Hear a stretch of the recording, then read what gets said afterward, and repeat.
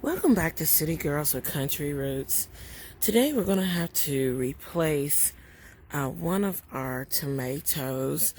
It just didn't make it through the transplant stage.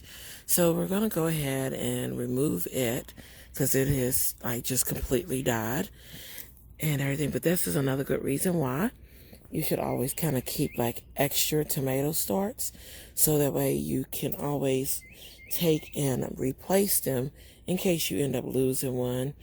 This season has been a little bit different, of course, because everybody's been battling, the different wide world spread pandemic that's been going on. So instead of some of the things that we thought we were going to be able to get done and have done, even ourselves, we haven't been able to do that. But that's okay. The one thing about it is, of course, I always come to you all basically more safe from my backyard. But I do also have a community garden. And with that, we plant there too. But right now we have everything right now growing here in more like the backyard. But I'll show you real quick. This poor little tomato here just couldn't make it. So I have some spare ones, so I'll just turn around and replace it. But as you can see, everything else so far is doing pretty good. The spots that you see on it is still mostly like the sun spots, which we will deal with that too. I might have another tomato I might have to replace there soon. But a lot of them are now bouncing back. They've been out here for almost a week now. So they're starting to put on their new foliage and their new tops, and that's good. Also, let me show you. We planted our first time ever actually planting our zucchini squashes with a seed in ground. I normally like to start all of my zucchinis and squashes and even my melons from seed inside and just transplant the plant out. But this year we kind of ran out of time, and so we've been dealing with all the pandemic issues. So we ended up starting them in ground just to see how they do. And we planted these actually last week from seed. As you see, it hasn't even been a whole week and they're already up. So that means that the ground definitely was warm enough and that they were ready to get started. Zucchini is one of those things that you definitely can succession plant time and time again, because for some it only takes about 45 days from seed to harvest, and some of them of course will take just a little bit longer, but it tends to grow very fast. We've been harvesting some of our cabbages. In fact, we've already taken out 2. And in place thereof, we've been actually finally getting some of our peppers, and our peppers and everything have been in the greenhouse.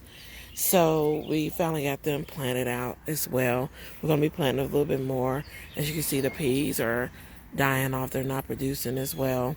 So they will be getting pulled out here soon, probably by this weekend. And then our bush beans. Well, I'm sorry, pole beans.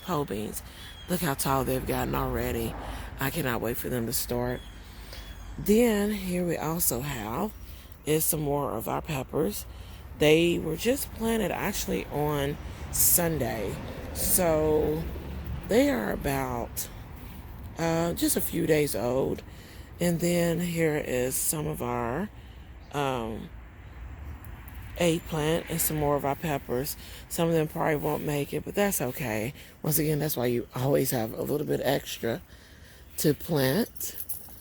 And I'm going to show you something, because we have been real proud this year. We have strawberries coming in too.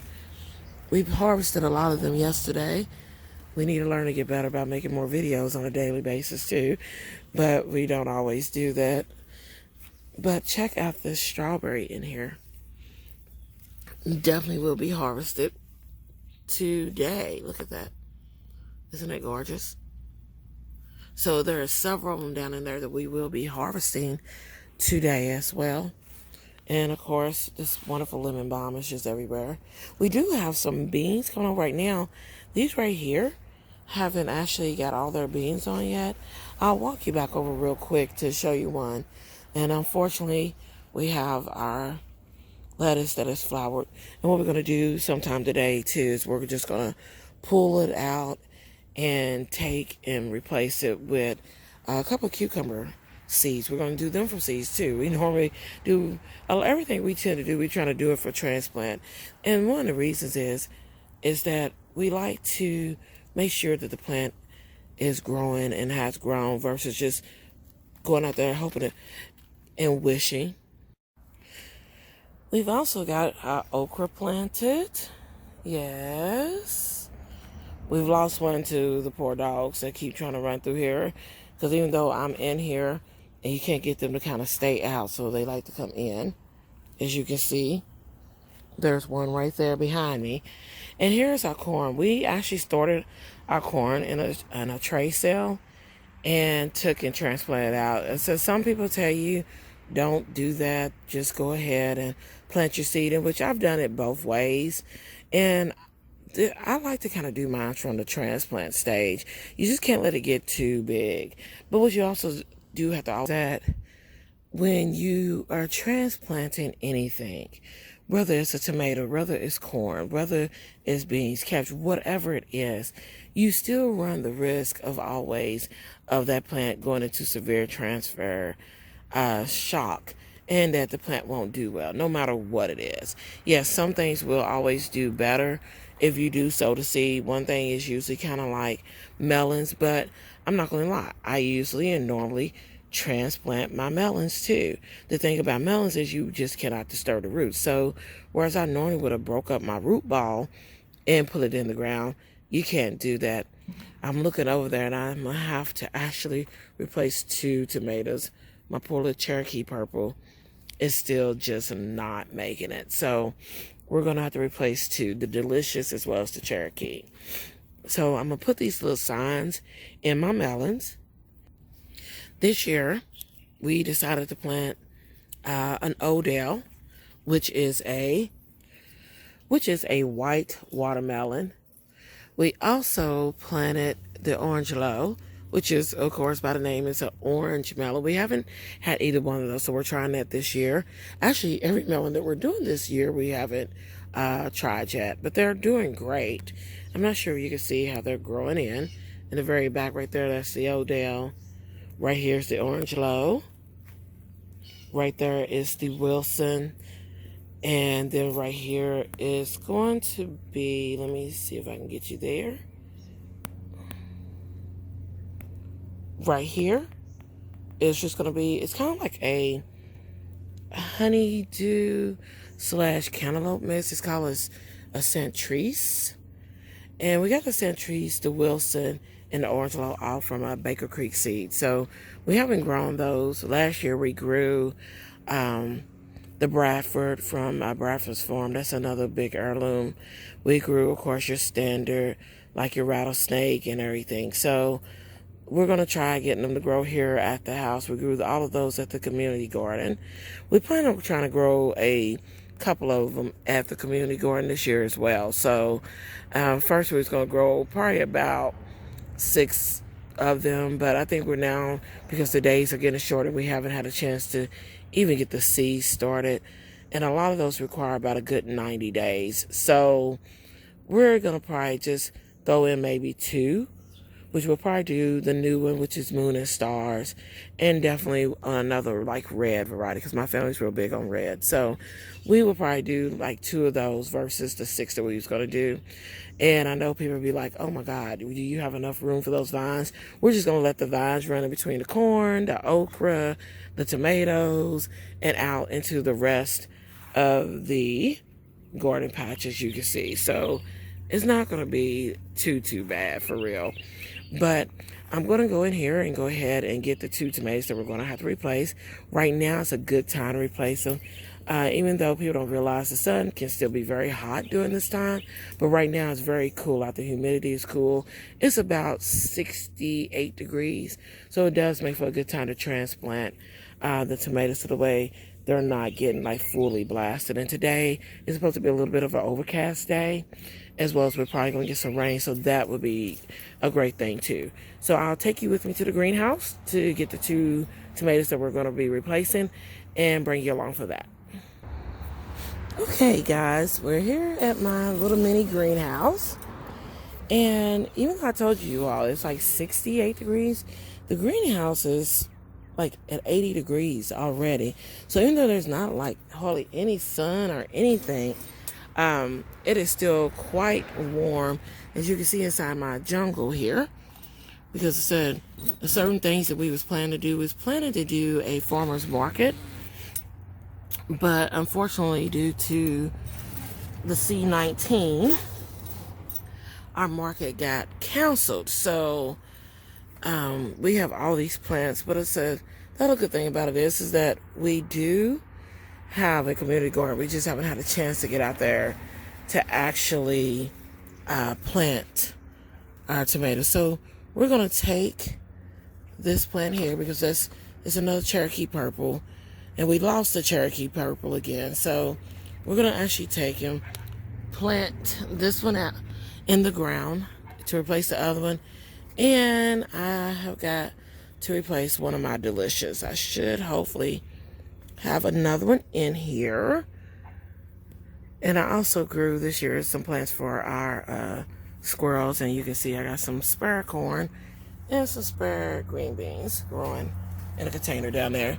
But I grew some spare tomatoes just for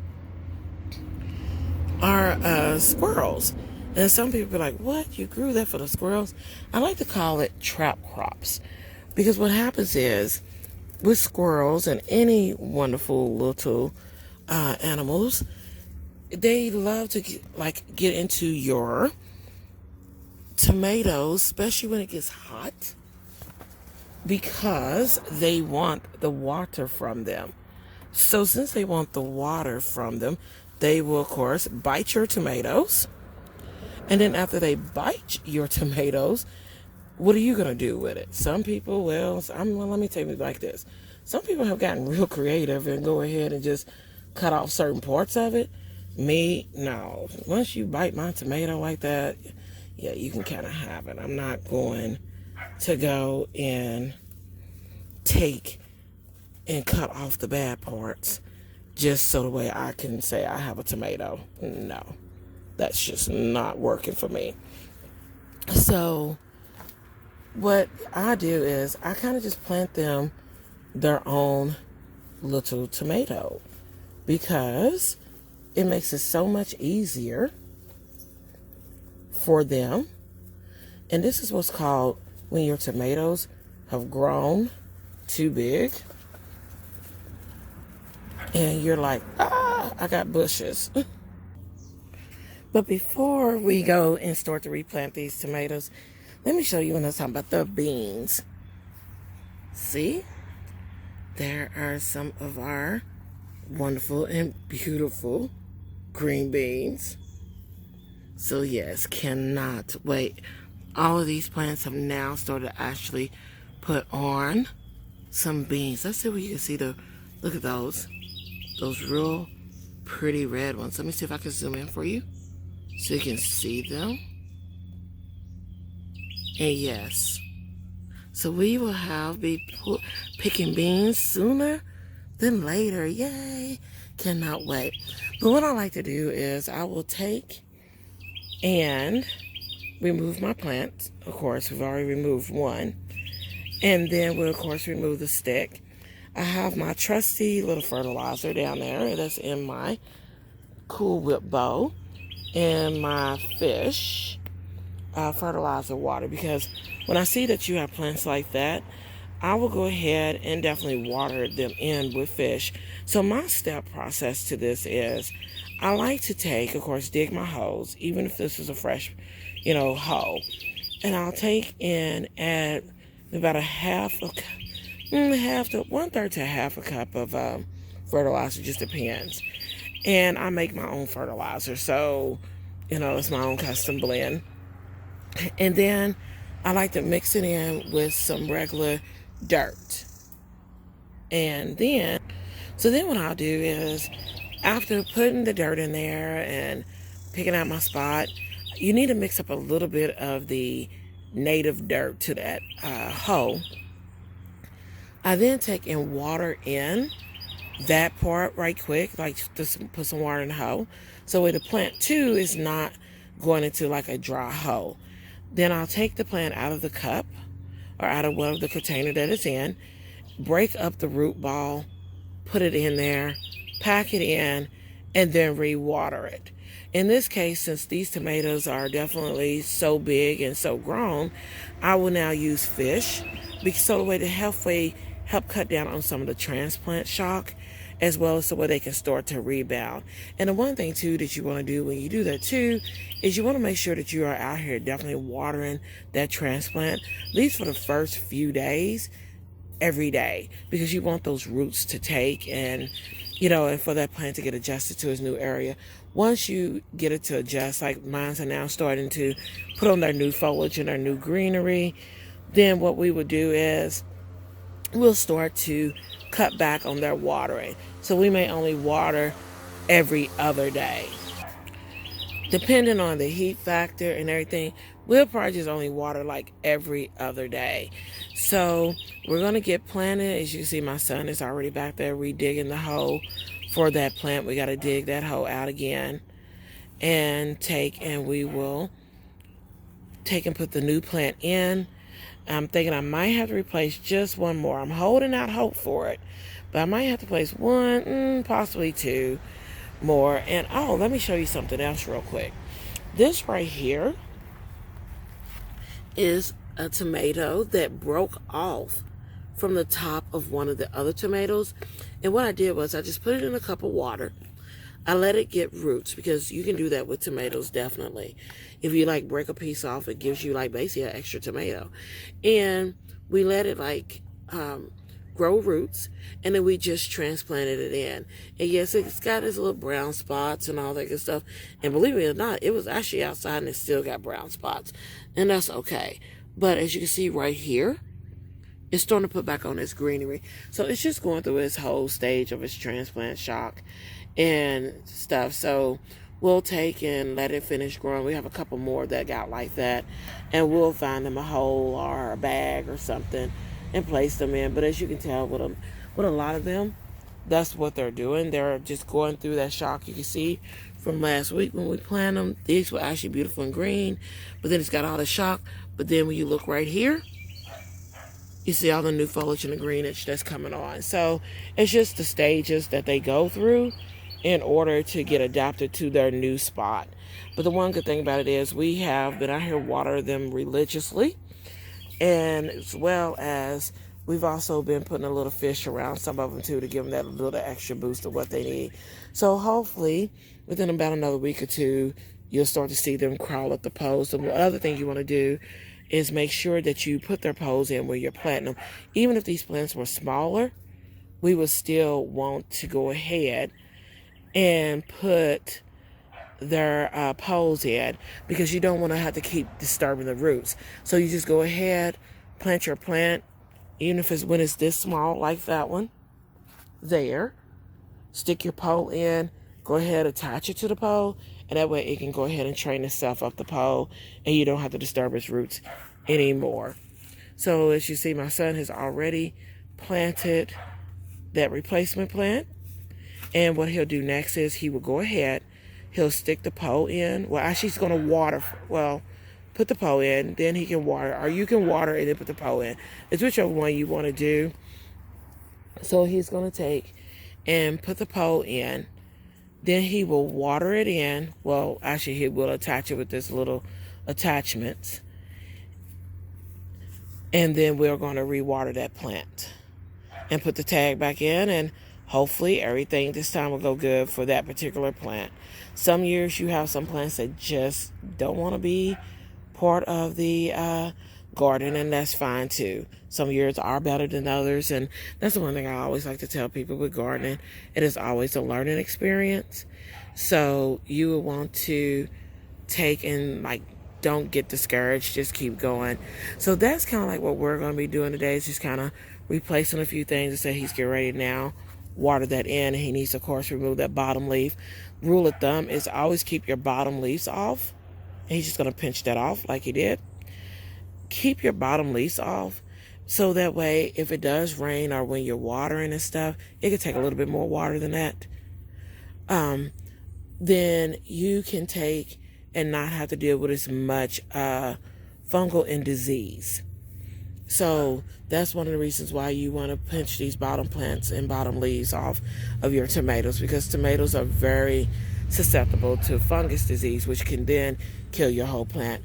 What we would do, and we might do it while we're out here, anyone that's closer to the bottom and as well as anyone that looks halfway dead, we will go ahead and pull those leaves too, because there's no need of the plant trying to put energy into that leaf.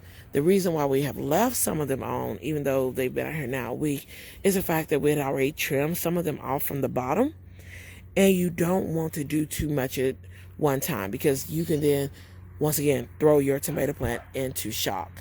So as we see that their foliage keeps coming on, we will keep turning around and taking some of the dead parts off. And that's another thing too. Don't be discouraged if you see dead parts, because every plant will do that. They will have certain parts that are dead, and you just have to go out there and get them. So, and just pull that dead leaf or branch or whatever off of your plant. And sometimes you get to the point where you're going to have to actually clip them off. But I want to show you one last thing before I sign out. What will happen here is that we will eventually remove this one, but look at this right here. It has another one on here. So it tells me the plant is doing well. But the thing is, this is what you call a sucker. And that sucker will grow a whole nother branch out. And sometimes it's good if you've had a lot of damage done to your tomatoes. Sometimes you want to leave your suckers on there. But a lot of times you want to go ahead and just pinch that sucker off, because it's going to take away energy and stuff from your, did you put your fertilizer in? Excuse me, you all. That's the thing. Working with teenagers, they're always in such a hurry. I'll put more of that in there to get things done. So he's putting the fertilizer in. As I said, it's my own. Put it all in. That's a big plant. He's got to mix it, of course, with his hands. Then we're going to definitely put a nice amount of the juice in, which this hole probably should have been dug a little bit deeper than what he dug it, because this plant is way huge. And then what we'll do is, and I said that's nothing but fish, and then he'll take and stick it in. He's already broke the root bottom. He's going to actually take and just stick it down in there as far as deep as possible. And so that's why I was saying that the hole could have been dug deeper and should have been dug deeper, so that that plant could have got down in there a lot deeper, because this is a massive plant. So we're going to take and then pack it in there real good. So we got to pull, once again, some more of the native dirt and get it packed in there like real good. And then we'll get all those bottom leaves off. And for this one, it has a lot of bottom leaves because it's a big plant. We would take that one too. And then we got to get the stick in. It could probably use a little bit more dirt, because I said that is a big plant and it didn't get buried deep enough.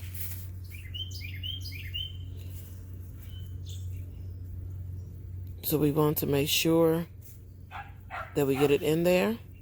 And I mean, the thing is, gardening with your children, you have to train them, you have to teach them, and you have to still allow them to kind of make their own mistakes when doing certain things within the planting world. But real quick, back to what I was saying about this. So what we did was we removed that sucker, because I said you don't want it to put the energy into that, because eventually we're going to remove this leaf here anyway. And then as the plant continues to grow, we're going to remove this leaf next. And we're going to have to, of course, tie this up here a little taller. So I will take this tie here and I will tie it up here, because I want this plant to continue to grow upward.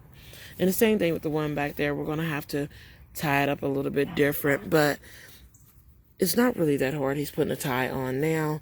He's going to have to definitely straighten that plant out some. And then we will tie it at the very top, so the way it knows that it needs to start to grow upward.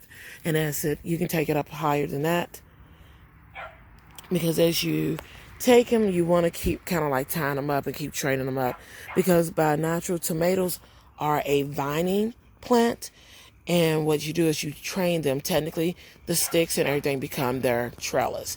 And the reason why you want to do that is so that your fruit doesn't lay on the ground and get rot. You want that tomato plant to also have as much air circulation to help cut down on disease. So I hope you have enjoyed coming along with us on planting our tomatoes and are basically replanting some tomatoes from where we have lost them to just different things, basically more like transplant shot and maybe even weather. And so we will keep bringing you along so you see them grow, as well as other things. Today too, we'll probably plant out our cucumbers, and then we're going to pull some more things, and then eventually plant our black eyed peas. So thank you. And if you like what we're putting out and everything, please make sure you subscribe to our channel. I mean, we are a brand new channel and we're trying to grow. You can also follow us on Facebook at City Girls with Country Roots. Or you can follow me on Instagram as City Girl with Country Root. And let me correct the Facebook. That would be City Girl with Country Roots as well. So I look forward to continue our journey with everyone. Please like, subscribe, and the best way too, you can also help my new baby channel here, is to share it and let other people know about it. And we will keep bringing you more and more content as we go along. Thank you and have a blessed day.